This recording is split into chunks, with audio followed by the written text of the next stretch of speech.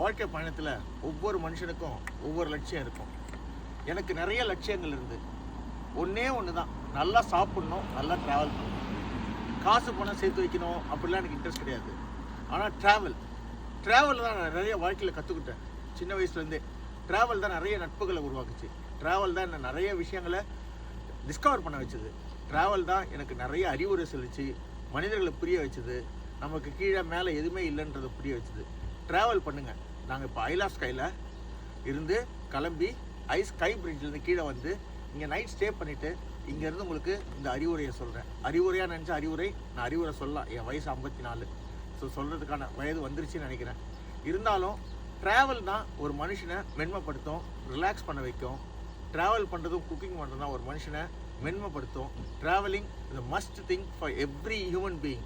பறவை கூட ஒரு இடத்துல இன்னொரு இடத்துல சரண பறவை மாறி மாறி போயிட்டு இருக்கு. அது ட்ராவல் பண்ணுது. எல்லா மிருகங்களும் ட்ராவல் பண்ணுது. மனுஷன் ஒன்றா ட்ராவல் பண்ணுறதுக்கு கஷ்டப்படுறான். காசு போயிடும்னு. காசை வச்சு என்ன பண்ண போகிறோம்? கண்ணியமே இருக்குல்ல, அது ரசிக்கக்கூடிய இடத்துக்கு போனால் தான் அது ரசிக்கும். நம்ம ஏதாவது ஃபோட்டோவில் பார்த்தா அது ரசிக்கிறது இல்லை. இயற்கை இப்படி பார்க்கும்போது ஒவ்வொரு இடமும் எப்படி இருக்கு பாருங்க. ட்ரெயின் ஸ்டேஷன் கரெக்டாக முடியுது, முற்ற இடத்துல போய் முடியுது.